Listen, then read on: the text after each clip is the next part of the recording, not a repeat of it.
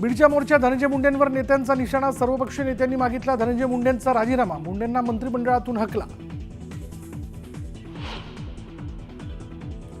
वाल्मिक कराड हा बीडचा वाल्या, तर बीडच्या पालकमंत्र्यांमुळे सत्यानाश झाला. हे सगळं सुरू असताना ते मंत्रिमंडळात, आव्हाडांची धनंजय मुंडेंवर टीका.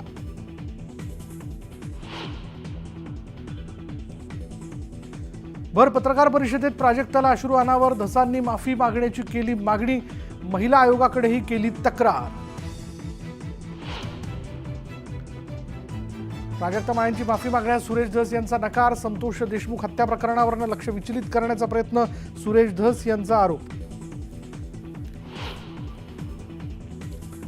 बीडच्या मोर्चासाठी दलित मुस्लिमांना गोळा करा, पैशांची काळजी करू नका, जितेंद्र आव्हाडांचं कथित चॅट रुपाली ठुमरेंनी केलं व्हायरल. व्हॉट्सअप चॅट आपलं नसल्याचा आव्हाडांचा दावा.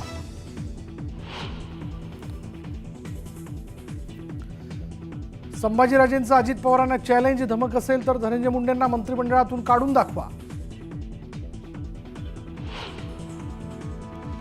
बीडमध्ये गोलीमार भेजेमे सुरू, भाजप आमदार सुरेश धसांचा आरोप, तर धनंजय मुंडेंना बोगस मतदानामुळे लीड मिळाल्याचा आरोप.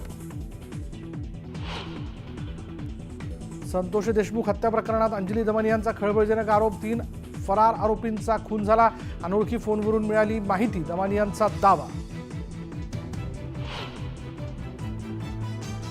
रवींद्र चव्हाण भाजपचे नवे प्रदेश प्रभारी, चंद्रशेखर बावनकुळेंकडून चव्हाणांच्या नावाची घोषणा. कोल्हापुरात 1,98,00,000ची रोकड शहापुरी पोलिसांकडून जप्त, नागाळा पार्क परिसरातील घरात सापडली रक्कम, आयकर विभागाकडूनही तपासणी सुरू. आणि माजी पंतप्रधान डॉक्टर मनमोहन सिंग यांच्या पार्थिवावर शासकीय इतमामात अंत्यसंस्कार, साश्रू नयनांनी मनमोहन सिंग यांना निरोप.